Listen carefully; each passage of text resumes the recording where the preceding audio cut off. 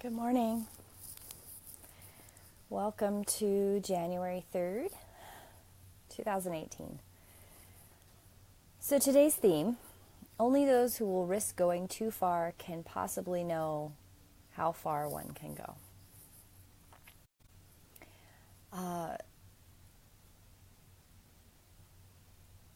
The reason I chose this theme is because I have a book here called I Come as a Brother by Bartholomew. And there's a lady who's channeled this spirit, and there are a whole bunch of books, but this is my favorite one. And in here, I'm going to read to you a passage, and then we're going to talk about it a little bit. I am referring to that inner feeling of strength and expansion that manifests in the world as action that is both maximum for the individual and harmless to others. What you must understand is that if you are dealing with a real spiritual person or teacher on the earth plane, the question will never arise, because the teacher is absolutely no desire to take anything from you. In truth, they want to share all of themselves with you. The teacher is in a state of no ego self to give to you and no ego self to take from you. When I tell you not to give your power to others, I am being very specific. If you have a teacher who in some way wants something from you or demands that you come to them with all of your very small and trivial things, then I would ask you to look at that relationship again. If all it does is give you a feeling of being weak and unable to cope with your own situations, when indeed the opposite is true, you are totally able to cope, and it is precisely the illusion that you are not that I am trying to break. So those of you in relationships with teachers or masters or gurus, look carefully, because they should be turning your mundane questions back to you. The basic issue is always, how do you wake up? Any other is not of lasting importance. And the reason I read that is because occasionally I get people who come to me and want me to teach them, but in reality they want me to fix them or do it for them, or somehow there's a magical formula that they don't have to do any work to get where they want to go. That's not real. And my journey has always been, thankfully,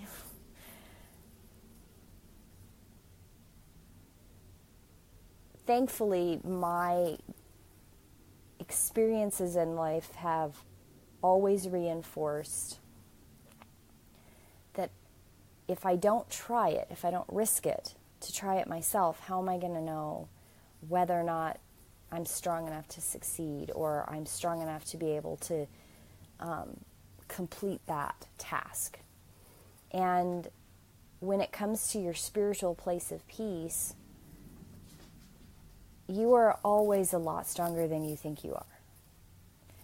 When I am at my worst, when I don't feel good, when I'm having a hard day, when I'm struggling with whatever obstacles I'm struggling with, that is the time when it is the hardest to reach my place of peace.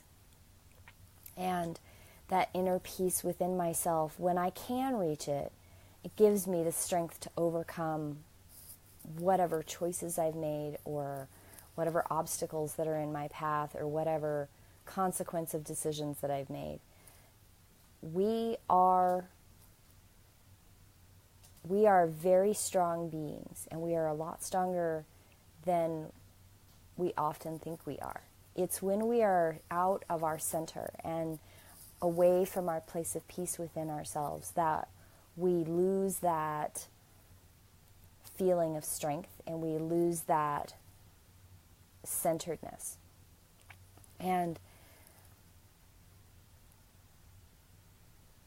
that particular passage in I Come as a Brother is one of those that I remember reading years and years and years ago, and thinking that I personally have struggled with some organized religion because they want me to go to them for everything. And my guides, my angels, my spiritual realm of my life has always been very self-guided. There's somebody that comes into my life, or a book that I find, or an experience that has awakened something within me.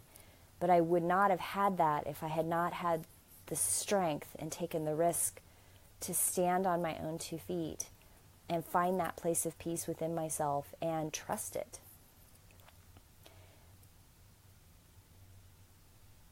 And having self-confidence enough to trust yourself is something that builds over time. And I've lost it sometimes. Sometimes I don't have it. And there are still things in my life that I don't have very good self-confidence. Daily devotionals, risking a great deal of who knows what criticisms are out there for me to put these out there every day. And to put these positive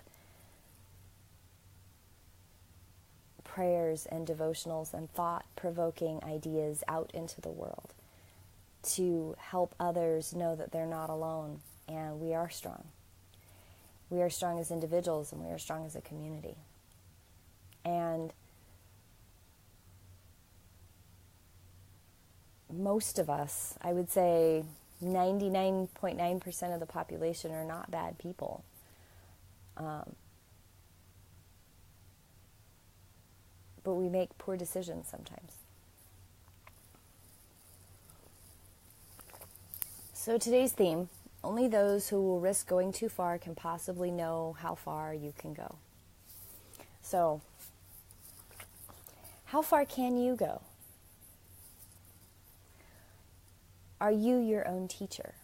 We are all our own teacher. Sometimes we need a little guidance. Sometimes we need a little help to get from point A to point B, or we don't know of tips and techniques. We don't know of tools to use to get us to point B.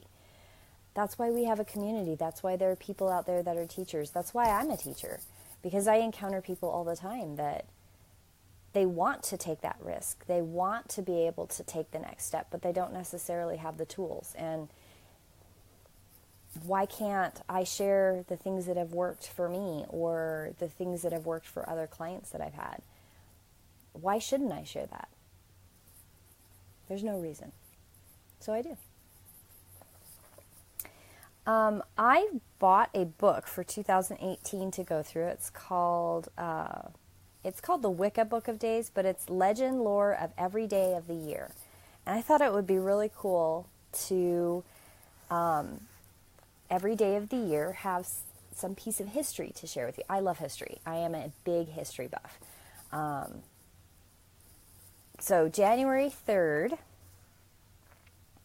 on this day, an annual fertility ceremony known as the Deer Dances is performed by Native American tribe of the Pueblo in the southwestern United States. The ceremony, which includes sacred ritual dances performed by shamans wearing deer headdresses, is centuries old and dedicated to the great female spirit goddess known as the Deer Mothers. In ancient Greece, a pagan religious festival called the Lenaea was celebrated each year on this date in honor of Dionysus, the god of wine and fertility. So that's January 3rd. Last year I used the Celtic devotional book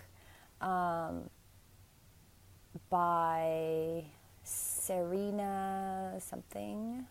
Can't remember her name. But this year I'm going to be using a Book of Days book, Legend and Lore of Every Day of the Year by Jarena Dunwich. So that's my book choice for this year, every day. And then we'll see how much I use I Come as a Brother by Bartholomew. It just suited today really well.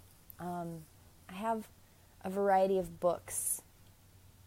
I have a couple on Amazon that I'm eyeing to be able to bring into our daily devotions, but we'll see. I hope you all have a beautiful day. Take some time, find your peace, center and ground. When you find your peace and you are in that place of peace in your day, you shine. And you share your peace with others. You don't have to talk about it. You don't have to be overt in any way. When you have that centered peace, it shows. And people see it and they respond positively to that. You don't have to try when you have found your peace. It just is. And you are you. So have a blessed day. Take some time, turn off your electronics, turn off your phone, turn off your computer, turn off the TV, turn off the radio. A good time that I take is when I'm going to work every morning. I don't listen to the radio. Most days I don't listen to a book, audiobook or anything. I'm just quiet in the car. And though I'm moving and though I'm paying attention to traffic, it is a time for my mind to wander and wander to those places within my mind that gives it that centeredness so that I can start my workday centered and grounded and focused. Some of you might find that time at the end of the day, turning off the TV. Always, if you have the means to, about half an hour to 45 minutes before you're ready to go to bed, turn all the electronics off. Don't look at your phone in bed. If you have the ability to leave your phone downstairs and have a wind-up alarm clock, do that.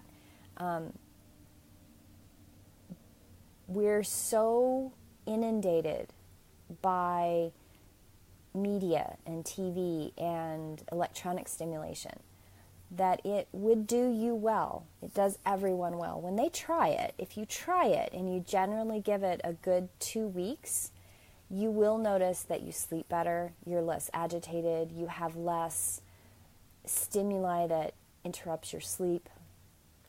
You have time then for your body to unwind at the end of the day, or even just taking some time in the middle of the day and disconnecting. It lets your inner spiritual and your physical manifestation on this life to find some centeredness and less agitation. And we're absorbing all this stuff all the time. Give your body, your physical body and your spiritual body, some time to rest. It's good for you, and it helps you find your peace. I will forever be mind-boggled by. I wouldn't be able to function if I lived that way. I've been around people who do this. They have a TV in every room. It's on. The radio's going. Somebody's hooked into an iPod. Somebody's playing a video game. I've been in those homes. I would be a basket case at the end of 2 days, much less a week or years of that life. Try disconnecting every once in a while. It's good for you. So have a beautiful day. Have a blessed day. Find your peace. And I'll see you tomorrow in prayer. Blessed be.